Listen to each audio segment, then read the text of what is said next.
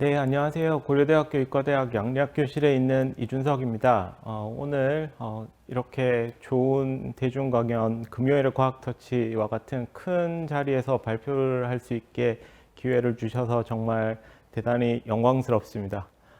저는 화학 툴을 이용해서 다양한 생명 현상을 연구하는 일들을 해오고 있는데요.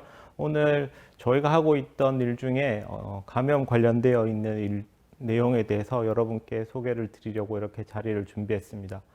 금요일에 과학 터치가 일반적으로 그 정독 도서관에서 다 모여서 이렇게 하고 있는 것들을 저는 알고 있었는데, 이렇게 현재 지금 코로나 코비드-19 상황이 매일 2,000명씩 이렇게 발생하고 있는 상황 때문에 저희가 이렇게 인터넷으로 유튜브로 생중계하게 되는 것이 직접 만나지 못해서 아쉽지만 오늘 최대한 잘 준비한 것들 전달할 수 있도록 노력해 보겠습니다. 네, 제가 오늘 말씀드릴 내용은 좀 전에 말씀드렸던 것처럼 감염과 관련되어 있습니다. 현재 저희가 아직 해결되지 않은 코로나19 상황 중에 있고요. 세계보건기구 WHO에서 현재까지 팬데믹으로 선포한 사례는 보시는 바처럼 세 가지 사례가 있습니다. 홍콩 독감, 그리고 2009년 신종 인플루엔자, 그리고 현재 코로나19입니다. 이 중에서 홍콩 독감 때 100만 명 이렇게 사망자가 전 세계적으로 발생했었는데요. 그 전에 사실은 1918년 스페인 독감에서는 사망자가 약 5천만 명이나 되는, 이것도 거의 추정치인데요. 이렇게 많이 발생했던 적이 있습니다.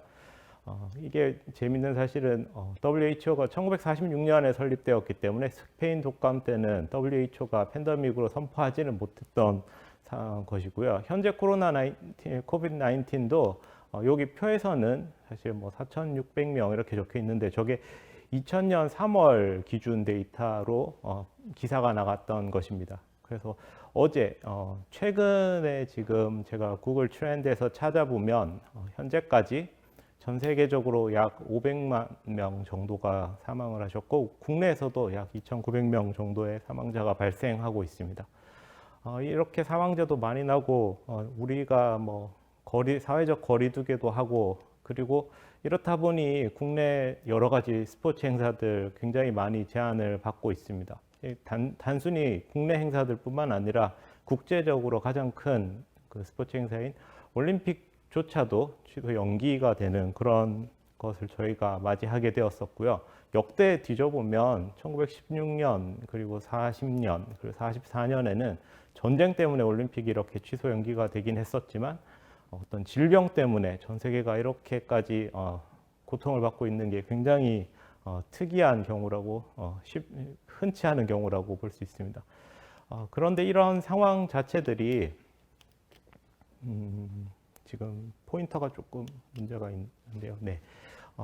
이런 상황들이 저희가 만약에 감염병에 대해서 완벽하게 치료하거나 예방할 수 있는 방법이 있다면, 이렇게 모두의 생활 자체를 제한하는 방법을 하지 않아도 되었을 텐데, 현재 기술로는 이러한 감염 질환에 대해서 저희가 아주 안전하게 완벽히 예방을 하거나 그거 발생하는 환자들을 모두 치료할 수 있는 방법이 없는 상황입니다.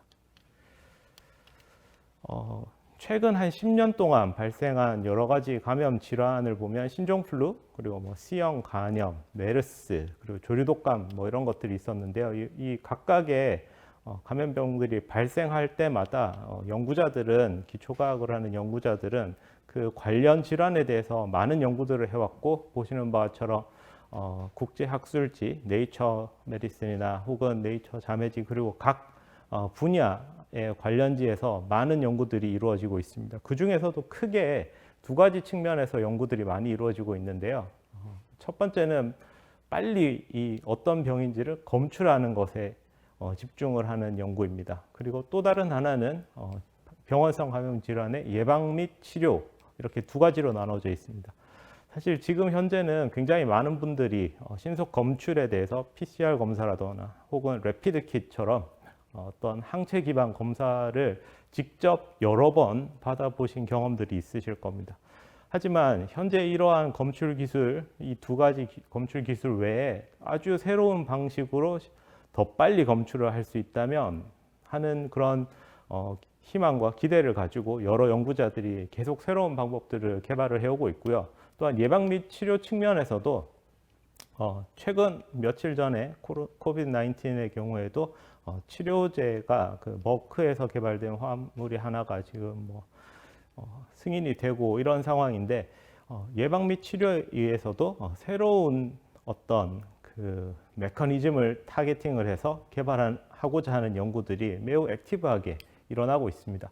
근데 이게 어려운 이유는 어떤 바이러스나 박테리아 같은 데 감염이 될 때 실제로 분자 수준에서 혹은 세포 수준에서 어떤 일들이 일어나는지를 저희가 완벽하게 이해하고 있지는 않은 상황입니다.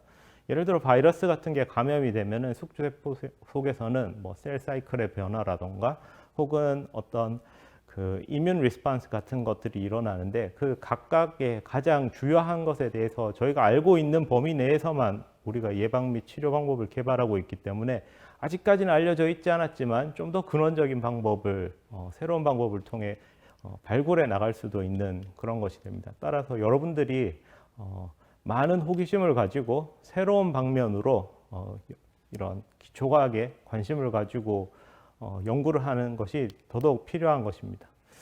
신속 검출과 예방 및 치료라는 게 과학 기술의 발전을 통해서 극복할 수 있습니다. 근데 과학 기술이 발전하는 그 방식이라는 것이 예전에는 전통적으로 시간이 이렇게 지나면 과학 기술이 조금씩 축적이 돼서 이렇게 리니어하게 증가할 거라고 사람들이 많이 믿어왔습니다. 근데 그 과학혁명의 구조 토마스 쿤이 제안한 것은 약간 다른 포인트였죠.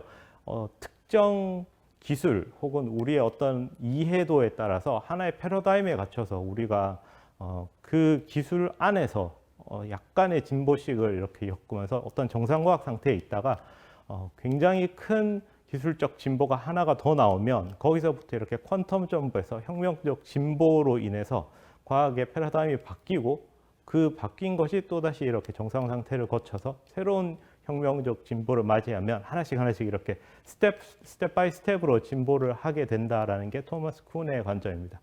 그렇기 때문에 이 감염 질환에 대해서 보더라도 저희가 현재 하고 있는 어떤 기술들, 그 이해 범위를 혁명적으로 진보하기 위해서는 알고 있는 범위를 벗어나서 대다수의 사람들이 하고 있지 않은 뭔가 새로운 것들을 하는 것이 필요하다고 생각을 합니다. 먼저 기술적으로 들어가기 전에 감염이라는 거에 대해서 한번 간단하게 개괄을 하고 가려고 합니다. 감염이라는 것은 어떤 미생물, 그 중에서도 특히 박테리아 감염이 가장 큰 클래스 중에 하나입니다. 콜레라, 살모넬라 혹은 헬리코박터균, 그리고 5157 같은 이콜라이, 스트랩토코커스와 같은 이런 다양한 종류의 박테리아들이 있는데요. 이게 일부는 대장균이고 일부는 환경에 있는 그런 미생물이 되겠습니다.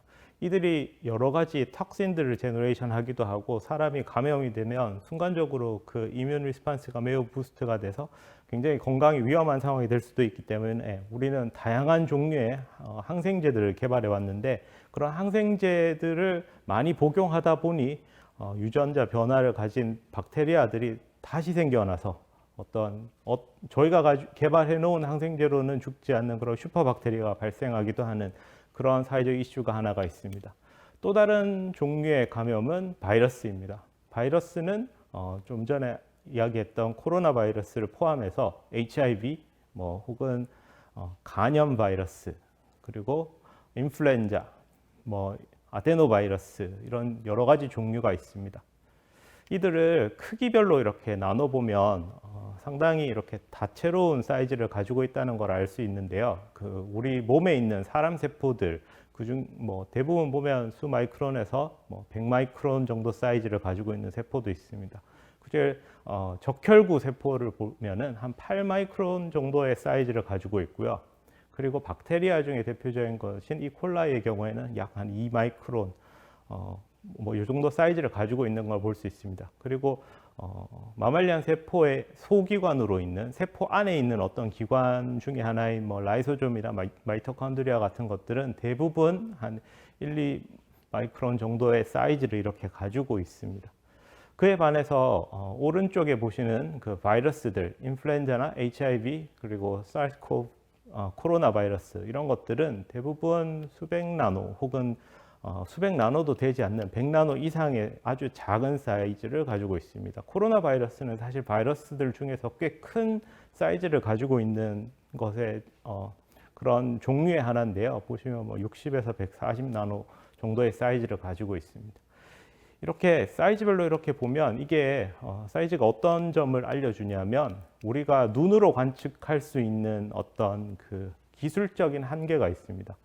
그건 우리가 눈으로 관측할 때의 빛의 파장의 절반 정도 사이즈가 이하가 되면 우리가 광학적으로는 실제로 측정을 할 수가 없고요.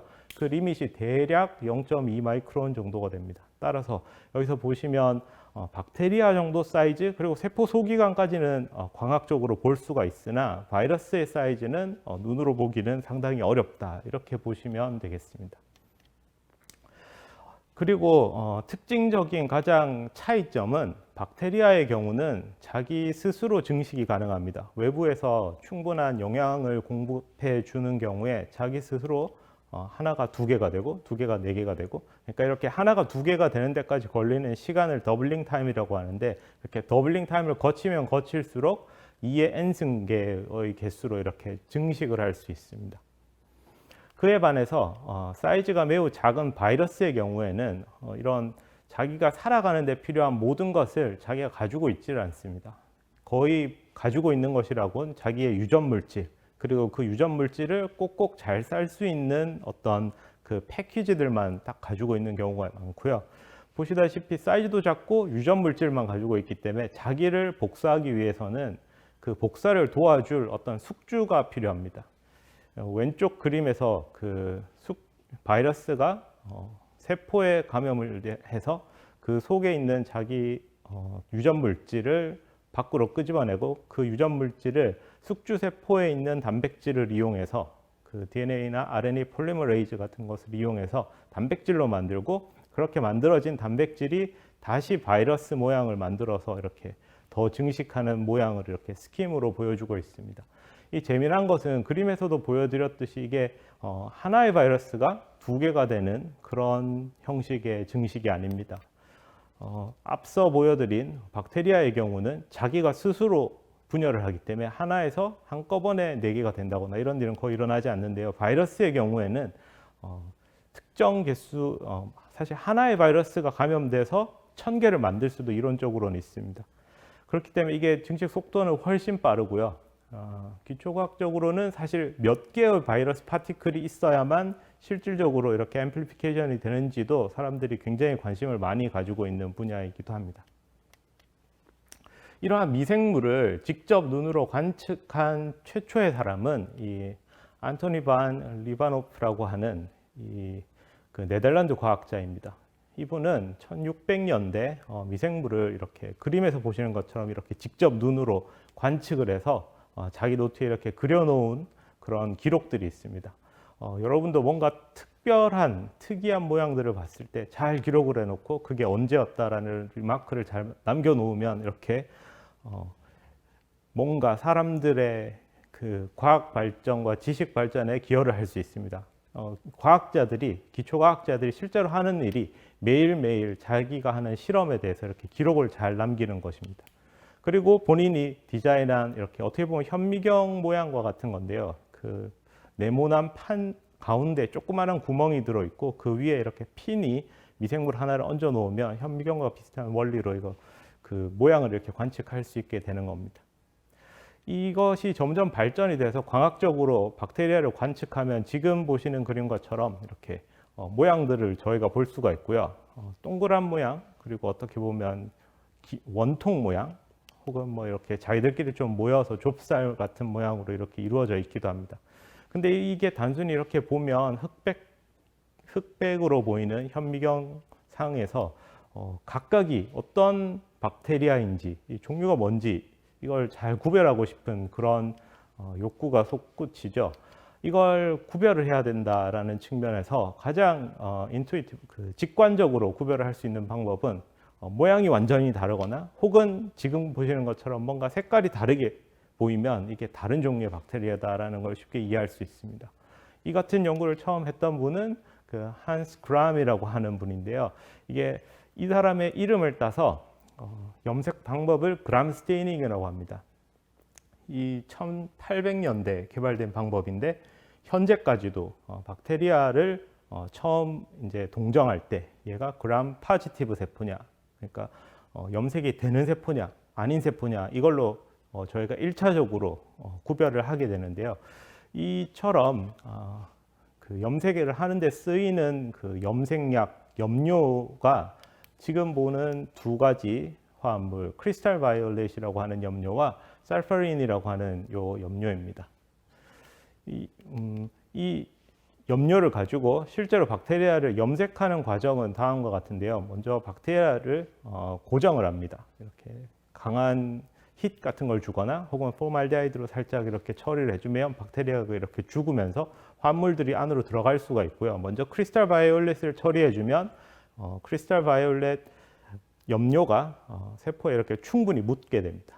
그 다음에 아이오딘이라고 하는 용액을 이렇게 섞어 넣어주게 되면 지금 크리스탈 바이올렛이라고 하는 분자의 오른쪽에 보시면 클로린 마이너스라고 Cl 마이너스라고 되어 있는데요. 이게 분자가 지금 어떤 그 염의 형태로 있는 겁니다. 옆에 있는 크리스탈 바이올렛이 플러스 차지를 띠고 있고 반대쪽에 마이너스 차지를 띠고 있는 클로린이 염으로 이렇게 있는데 아이오딘 처리를 해주면 이 클로린이 아이오딘으로 교체가 됩니다. 교체가 되면서 크리스탈 바이올렛이 좀 더 이렇게 덩치가 큰 애그리게이트를 만들면서 이미 세포 속에 박테리아 속에 들어가 있던 염료가 어떤 이렇게 탁 트랩이 돼 버리고요. 그 다음에 이렇게 디컬러라이제이션 스텝을 통해서 이렇게 제대로 이렇게 트랩되지 않은 애들 다 씻어내게 되었을 때 어떤 박테리아들은 염색이 되어서 트랩돼 있는 상태가 되고 어떤 종류의 박테리아들은 염색이 제대로 남지 않고 모두 다 씻겨 나가게 됩니다. 그렇게 그 후에 씻겨 나간 애들은 살파린으로 이렇게 카운터 염색을 하고 난 다음에 영상을 보는 것이 현재의 그람 스테이닝의 프로토콜이 되겠습니다. 이렇게 보셨을 때 보라색으로 염색되는 게 그람 파지티브 세포들이고요. 그리고 빨간색으로 보이는 게 그람 네거티브 세포입니다. 제가 이렇게 쭉 설명을 드리면서 대충의 그 염색 메커니즘에 대해서 설명을 드렸는데요. 여기에 대해서도 아주 처음부터 이런 식으로 될 거다라고 레셔널을 가지고 원래 염색 방법을 설계했던 거라기보다는 그람님은 이렇게 여러 가지를 시도를 해보다가 이런 조합이면 괜찮겠다 해서 이렇게 그 경험적으로 사람들은 계속 해오고 있고요. 이게 왜 이렇게 방금 말한 것과 같은 방식으로 작동하는지에 대해서는 다른 연구자들이 계속 분자 수준에서 연구를 하고 있습니다. 보시다시피 여기 박테리아 모양이 있는데 그 박테리아의 셀 월 모양을 지금 도식으로 오른쪽에 두 가지를 비교를 하고 있는데요. 그람 파지티브 세포의 경우에는 그 셀 월이 이렇게 하나가 있고 위에 펩티도 글라이칸이 여러 개가 있습니다. 그래서 분자 그 크리스탈 바이올렛이 펩티도 글라이칸이 막 이렇게 많이 꽂혀서 덩치가 커져서 저기에서 더 이상 못 빠져나오게 되는 형식이 되고요. 그람 네거티브 세포의 경우에는 셀월이 이렇게 두 개가 있고 가운데 펩티도 글라이칸이 있어서 이게 제대로 잘 염색이 되지 않는 그런 형식이 되고 있습니다. 일반적인 전반적인 방식은 이런 건데 아주 최근까지도 연구자들은 화학 생물학이라고 하는 케미컬 바이올로지 연구하는 그 기초 연구자들은 이게 어떻게 해서 어느 부분에 가서 꽂히는가, 왜 어떤 박테리아는 염색이 되고 어떤 박테리아는 염색이 안 되는가에 대해서 계속 이렇게 논쟁을 하면서 연구를 계속 이어져 가고 있고요. 따라서 염색 메커니즘은 여전히 완벽하게는 이해를 하고 있지 못하지만 계속 연구하고 있는 어떤 주제 중에 하나입니다. 이에 반해서 바이러스의 경우는 실제 그 눈으로 관찰하는 것이 어렵습니다. 크기가 작아서 그렇기도 하고요.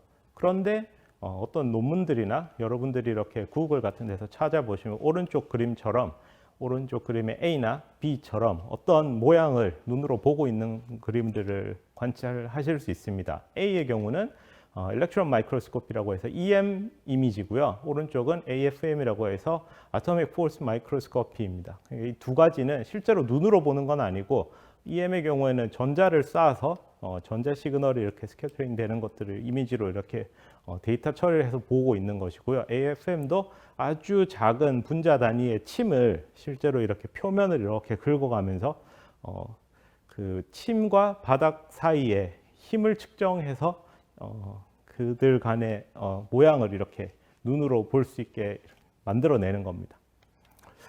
하지만 광학적인 방법으로 어떤 식으로든 볼 수 있으면 사실은 그 바이러스 연구에 크게 도움이 되지 않을까라는 게 저의 생각이었고요.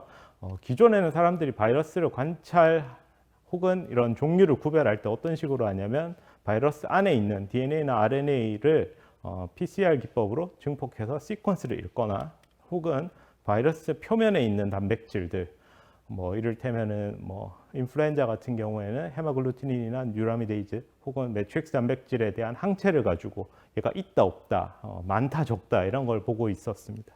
근데 이걸 어떤 식으로든 이 바이러스가 감염되는 것을 바이러스를 직접 보건 어떤 식으로든 광학적으로 영상화할 수 없을까라는 게 제가 가진 질문이었고요. 이것을 어떻게 풀기 위해서 저희 실험실은 계속 연구를 하고 있습니다. 그러다 보니 저희가 하고 있는 연구는 어떤 화학적인 툴을 이용해서 다양한 이런 감염을 영상화하는 일을 하게 되었고요. 그림에서 보시는 것처럼 새로운 분자 구조를 가진 염료를 여러 종류를 만들고 그러한 염료를 가지고 감염을 영상화하고 있습니다.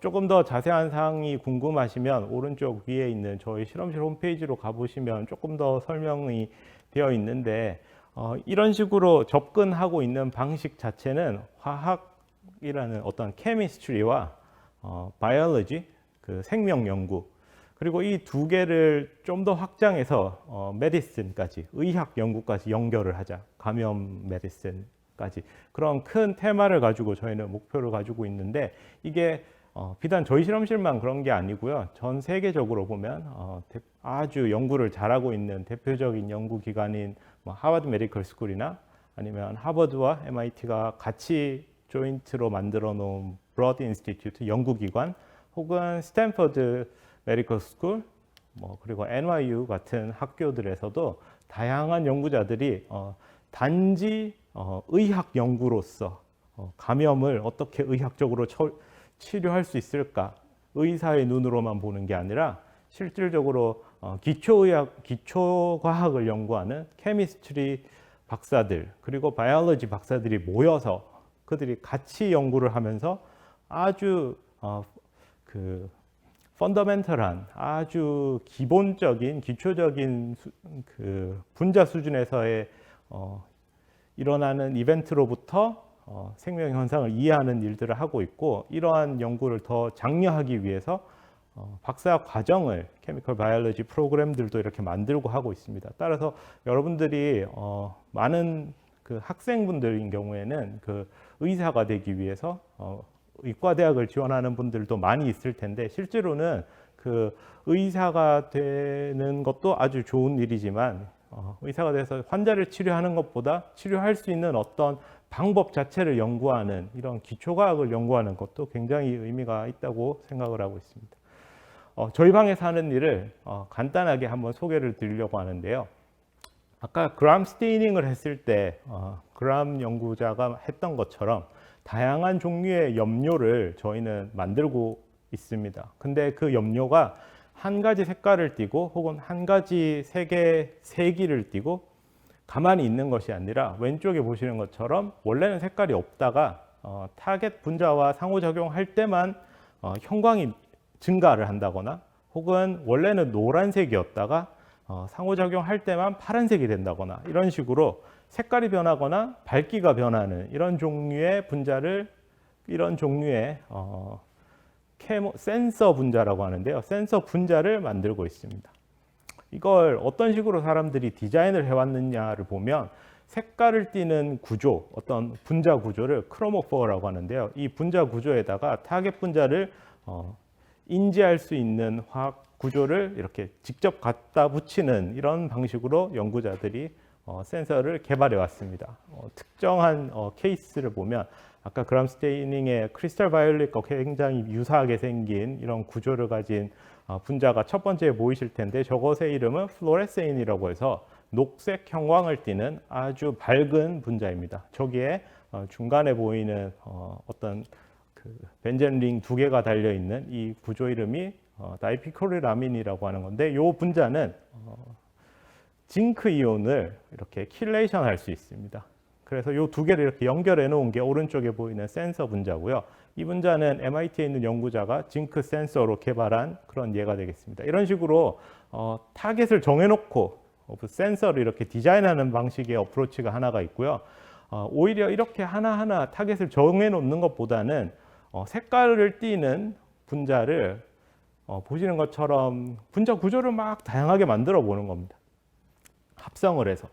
그리고 나서 이렇게 다양한 구조를 가지고 있는 분자를 10개가 됐던 100개가 됐던 이렇게 우리가 합성해서 가지고 있으면 그것들을 가지고 어떤 바이러스와 상호작용할 때 색깔이 어떻게 변하는지, 혹은 생체 내에 있는 어떤 단백질과 상호작용하면서 어떤 변화를 보이는지를 이렇게 쭉 테스트를 해보는 그런 연구를 수행하고, 그리고 우리가 원하는 타겟에 대해서 가장 좋은 형광 변화를 보이는 애를 이렇게 뽑아서 그것과 비슷한 애를 다시 설계를 해서 라이브러리를 만들고, 이런 식으로 하면 뭔가 그 가장 최적화된 염료를 잘 만들 수 있지 않을까 하는 생각에서 저희는 이렇게 화합물 어떤 라이브러리라고 하는데요. 화합물을 여러 개를 만들어서 그들 화합물 세트를 활용하는 연구를 수행하고 있습니다.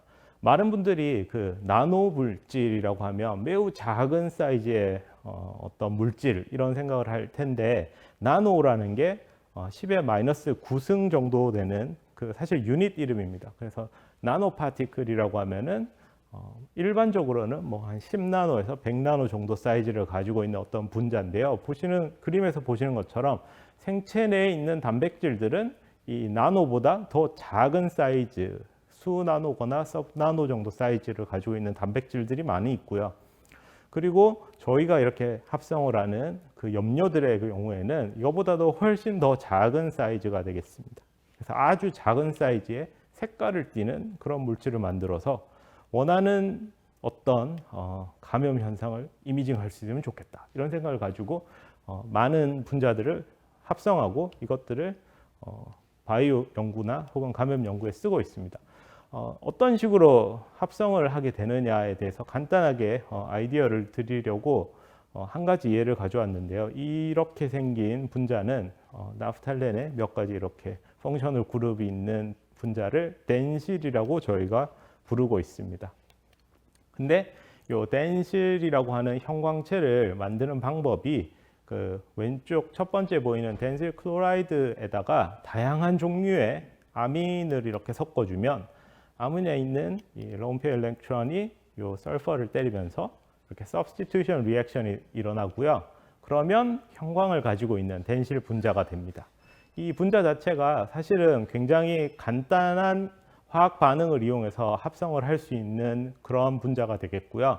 그래서 저희 실험실에 연구 참여를 왔던 학부 연구생들 한 두세 명이서 이렇게 다양한 분자를 합성을 했습니다. 해서 보시면 아래쪽 그림에서 보실 수 있듯이 색깔도 꽤 다양하고 밝기도 다양한 그런 분자들을 저희가 이렇게 확보를 할 수 있었고요. 이들로부터 뭐 여러 가지 센서들을 찾았는데, 그 중에서 꽤 재미있었던 예를 한 가지를 보여드리면, 여기 그림에 보시는 거는 스테로이드라고 하는 계열의 분자들입니다. 프로게스테론, 뭐 안드로젠, 뭐 콜린 같은 것들이 있는데요. 여기 보시는 분자들이 구조적으로 굉장히 비슷하게 생겼습니다. 그냥 보셔도 거의 똑같이 생긴 분자들 여러 개가 있죠. 그리고 제가 동그라미 쳐놓은 부분은 이 부분만 약간씩 다른 구조를 가지고 있는 건데, 작용기 이름으로 이야기를 하자면 하이드록실 그룹 혹은 키톤 그룹이 여기저기 조금씩 다르게 붙어 있는 그런 형태가 되겠습니다. 근데 이 중에 한 분자에만 선택적으로 형광이 밝아지는 그런 애들 설계하기는 굉장히 어렵습니다. 사실 거의 불가능한데요. 근데 저희가 만든 분자들 중에 이 두 가지 분자의 경우에는 이렇게 유사한 분자들 중에 프로게스테론에서만 형광이 이렇게 증가하는 이런 방식의 센서 분자를 저희가 찾을 수가 있습니다. 이거를 서울대학 병원에 계시는 선생님과 공동 연구를 통해서 실제 사람 임상 시료를 가지고도 보면 원래 화합물 자체는 어두운데 프로게스테론은 사실 그 임산부들이 그 임신했을 때 점점 계속 양이 증가해야 됩니다. 이거를 어떻게 모니터링 할 수 있을까? 뭐 이런 용도로 한번 뭐 파일럿 스터디를 해본 거였는데요. 그 임신한 사람과 보통 사람에 대해서 이렇게 보시면 눈으로 봐도 이렇게 차이가 나는 것들을 볼 수 있고요. 스펙트럼으로도 얻을 수 있고 뭐 이런 식으로 간단하게 쓸 수 있는 케모 센서들을 이렇게 개발할 수 있습니다. 약간 더 기초적으로 보면 이 분자들이 어떻게 프로게스테론과 인터랙션 하면서 형광이 밝아지느냐를 저희가 좀 더 스터디를 했었는데, 이 분자 자체가 어떤 나노 사이즈의 이렇게 나노 물질 클러스터를 이루고요. 이게 프로게스테론과 상호작용할 때만 갑자기 사이즈가 커지면서 형광이 밝아지는 걸 이렇게 저희가 규명을 해서 어떤 그 저널에서 이 일이 되게 재밌다 해서 이렇게 하이라이트도 하고 그러셨습니다. 이것처럼 만약에 어떤 좋은 센서가 있어서 감염에 쓸 수 있으면 좋겠다 하는 게 하나의 큰 아이디어고요. 제가 말씀드렸던 전 이야기 같으면은 이 분자 하나가 특정 어떤 타겟 분자를 인지해서 형광이 이렇게 탁 밝아지는 겁니다. 아까 보여드렸던 이 징크 센서 같으면 징크 이온하고 인터랙션 하면서 형광이 밝아지고 다른 이온들에는 별로 반응하지 않는 이런 종류의 센서죠. 이런 센서가 있으면 우리가 징크를 어떻게 디텍션 할 때 쓸 수 있는 그런 타입의 센서가 되겠습니다. 근데 가만히 생각해 보시면 우리가 항상 뭘 검출하는 것만 필요한 게 아닙니다.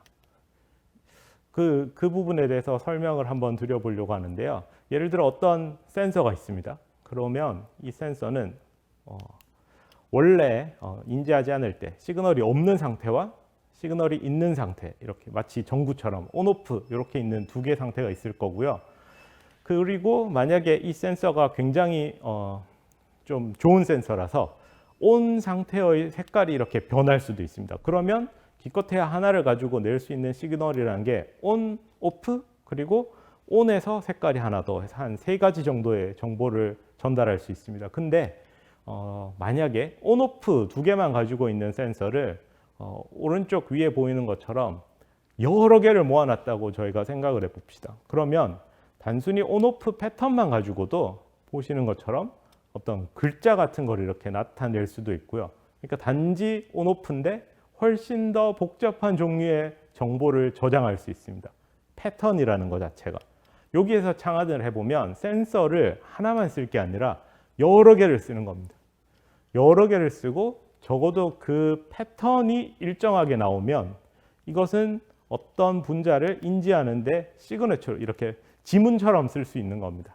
그래서 여기서 보시다시피 우리가 분석하고자 하는 물질 1, 2, 3이 있는데 우리는 1, 2, 3에 대한 정보가 아무것도 없습니다. 하지만 센서 요 어레이라고 하는 세트를 똑같이 사용하면 색깔 변화만 이렇게 비교를 해봐도 요 패턴에 의하면 1번과 2번은 좀 더 유사해 보이고 3번은 좀 더 다르다.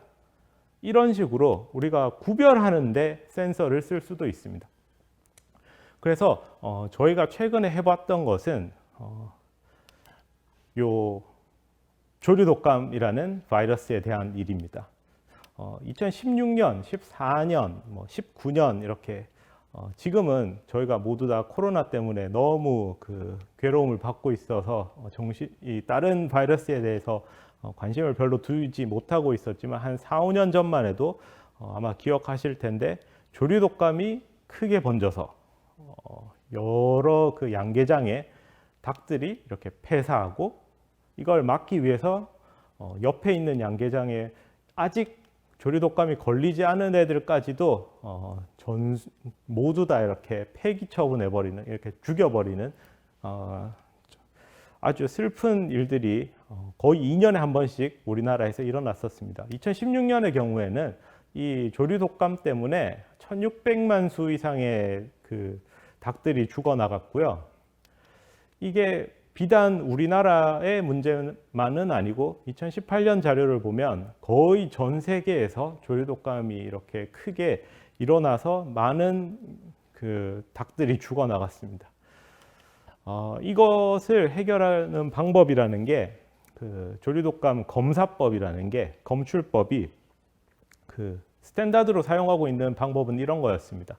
먼저 그 닭의 그 분변에서 일부 시료를 취한 다음에 그 엠브리오네이티드 에그에다가 이걸 이렇게 집어넣고 며칠간 그 달걀을 키우는 겁니다. 그러면 그 안에서 바이러스가 막 증식을 해서 충분한 양이 된 것들은 뽑아내서 그 닭 피가 엉기는지 코귤레이션 어세이를 돌려서 피가 엉기면 여기는 바이러스가 있구나 하고 그 바이러스의 시퀀스를 보기 위해서 PCR 검사를 했습니다. 요거 하는 데만 한 5일씩 이렇게 걸리는 실험이었고요.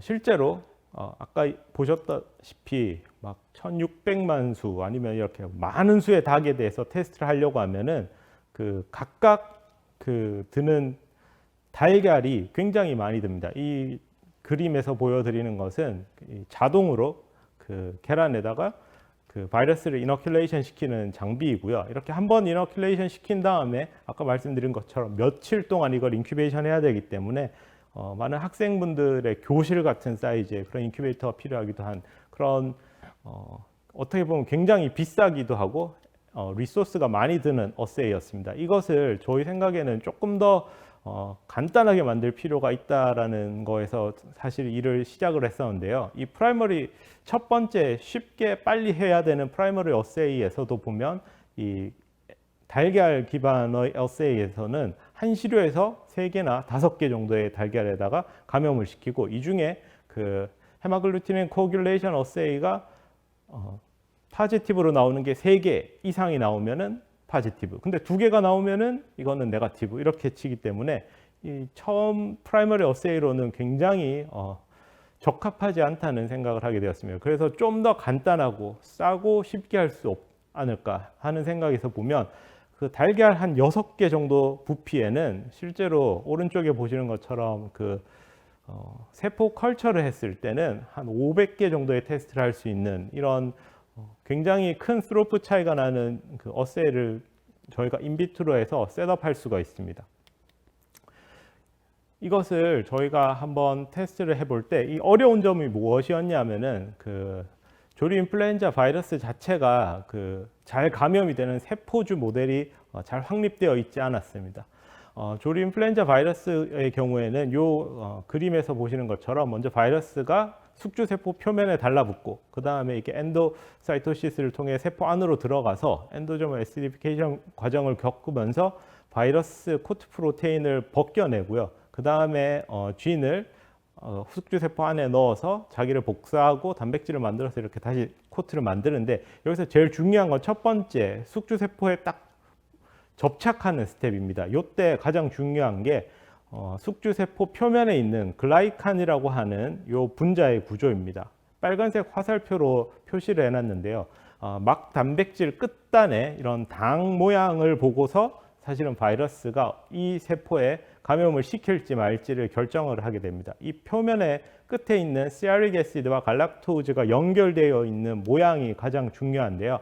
아까 그 달걀을 그 바이러스를 그 증식하는 데 쓰는 이유도 그 달걀 그 엠브리오네이티드 액 안에 있는 엘란토닉 색 리전에는 이 요 알파 2, 3 컨포메이션이라고 하는 그 에이비안 인플루엔자에 잘 감염이 되는 그런 글라이칸이 많이 있는 것을 어떻게 이렇게 경험적으로 알고 있었습니다. 근데 사람 인플루엔자의 경우에는 오른쪽에 보시는 것처럼 알파 2, 3 컨포메이션이 아니라 알파 2, 6 컨포메이션이 되어야 있어야 이게 감염이 되고요. 그래서 그 조류 독감과 사람 독감이 이렇게 그 숙주 세포를 다르게 인지한다는 것을 저희가 알고 있습니다. 근데 가만히 저희가 리터처 서치를 해봤더니 실질적으로 사람이 upper respiratory region에는 알파 2, 6가 굉장히 많은데 근데 다른 장기에는 이런 글라이칸 모양이 꽤 다양하게 있다는 걸 알게 되었습니다. 그래서 그 폐세포 같은 데는 알파 2, 3도 존재를 하고요. 여기서부터 착안을 하게 된 게 만약에 사람 암세포주, 다양한 장기에서 온 세포주들을 모아놓고 테스트를 해보면 조류독감이 굉장히 잘 감염돼서 앰플리파이 되는 그런 세포주를 찾을 수 있지 않을까라는 생각을 가지고 저희가 이렇게 실험을 쭉 해보게 됩니다.